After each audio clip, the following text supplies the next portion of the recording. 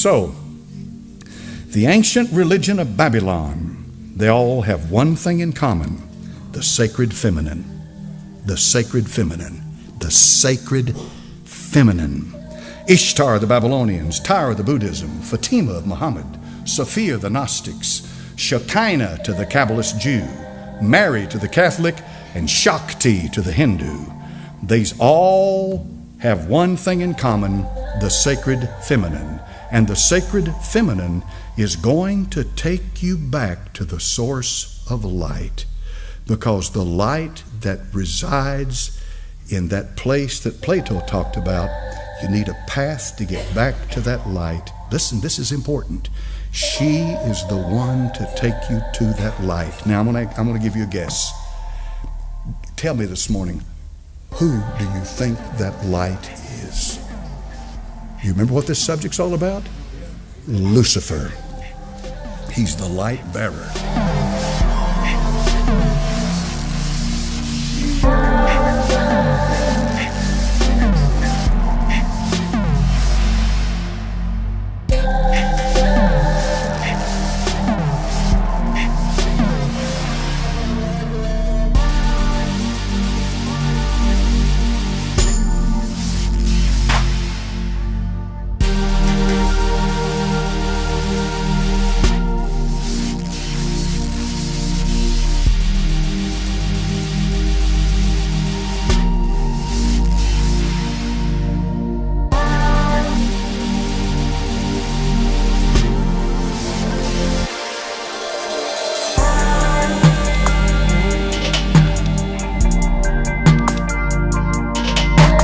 She is the one to take you to that light.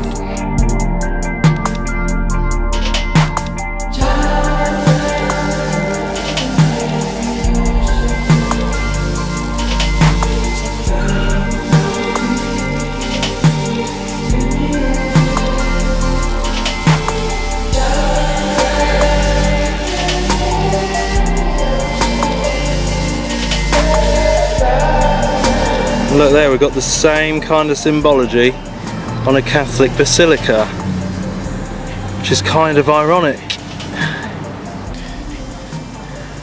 I'm here today at Washington DC with this big shrine to the Catholic Church here of the Immaculate Conception, to have a deeper look at what it's all about. What an eerie place.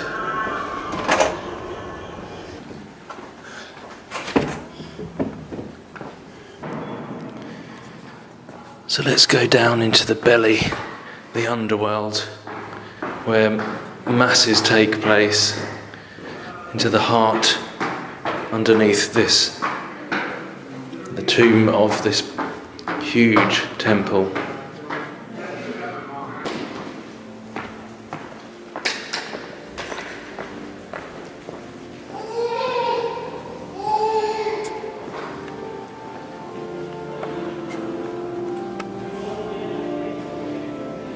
I mean, we're underground right now.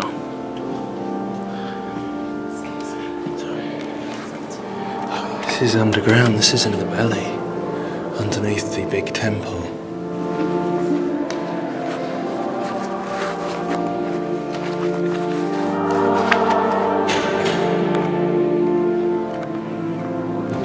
So much symbology in here.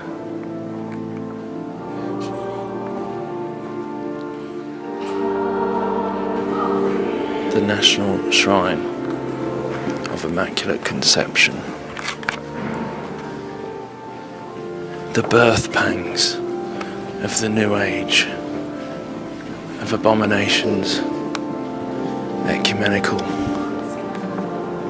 one world under Rome.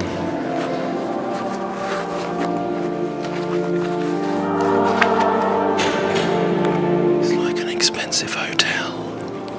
One of those 5-star ones in Vegas.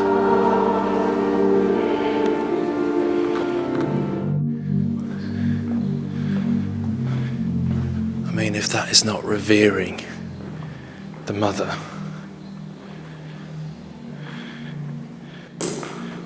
Europa. And look at him, I mean, he's bowing. I've heard so many say they don't revere Mary in that way, the false Mary. But he's bowing to this Ishtar, Isis figure. Coming out of the feminine gate. The female birthing womb. I'm sure I don't really need to say too much. It's already pretty obvious what that represents.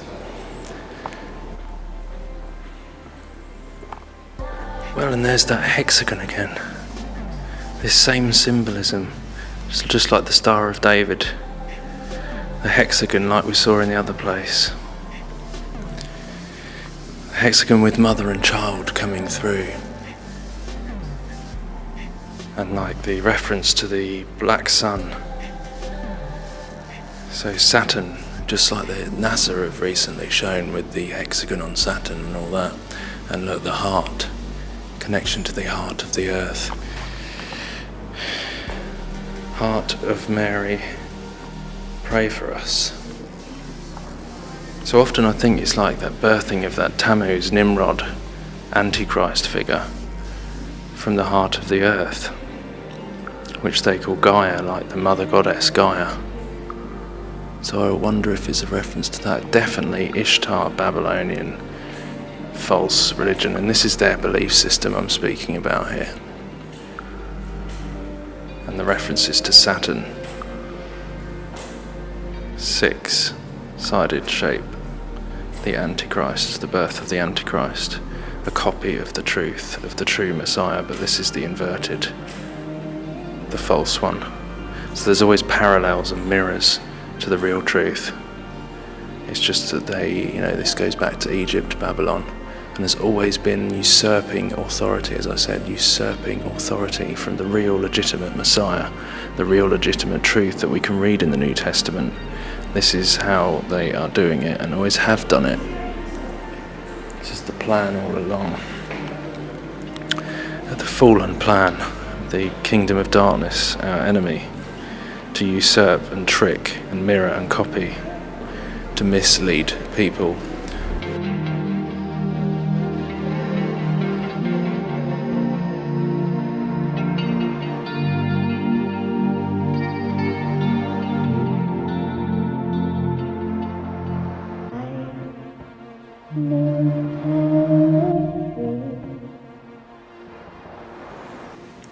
Look, pillars and archways, all the same designs as the other places, and she's sitting on a foundation stone there, behind these pillars where the veil would be, like in the Holy of Holies again, same representation, the Mother Goddess, Semiramis, Diana and child, the false Mary.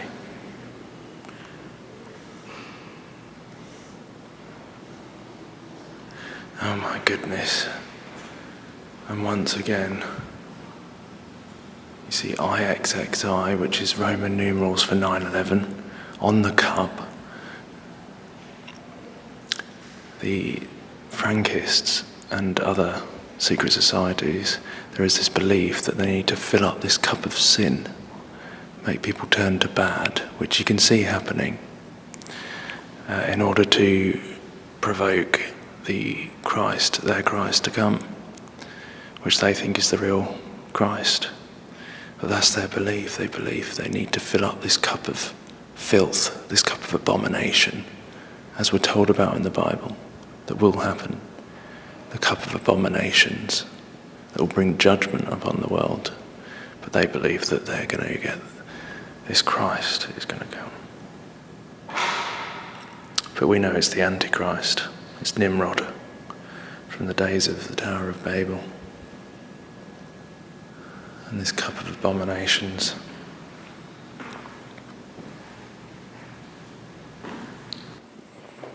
Mate!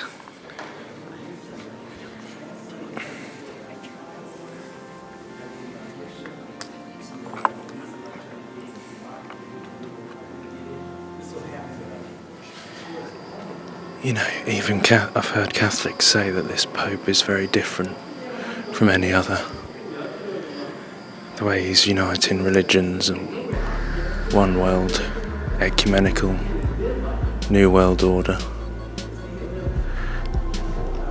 The Jezebel spirit usurps authority where it has none. I was thinking about this the other day. The Jezebel spirit usurps authority where it has none. And this is kind of the way this new ecumenical religion, Babylonian New Age religion, is working. Usurping authority over where it has none. It's pretty interesting. Usurping authority over the man, over Jesus, the true king, the queen, usurping illegitimate authority.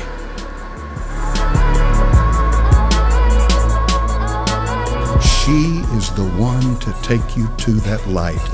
Who do you think that light is? Lucifer.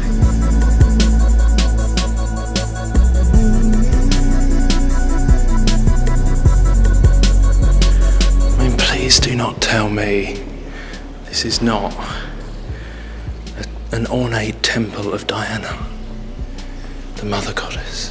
Sorry. I don't think that went down too well. But look, the celebration of fertility.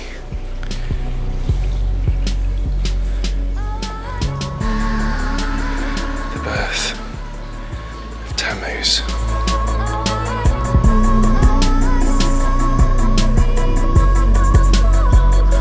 Whether you call her this, or you call her that, or you call her this, or you call her that, she's the same wherever you go.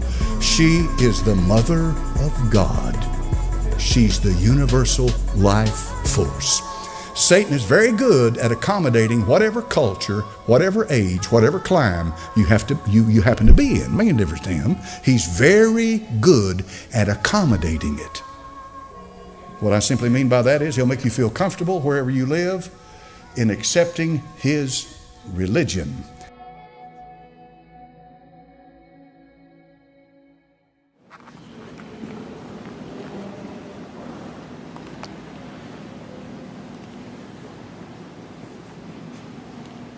You say you were going to take it back? See, look, even here it's saying to receive the scroll and to break open its seals.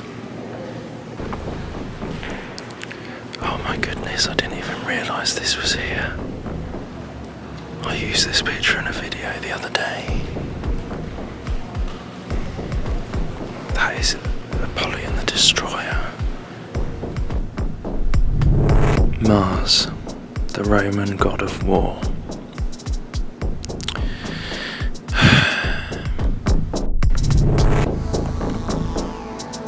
And we've got that same representation of the Holy of Holies type thing, and him raising out of it Apollyon the Destroyer, the Antichrist. That is not Jesus. I don't think it takes much to work out that that's not Jesus.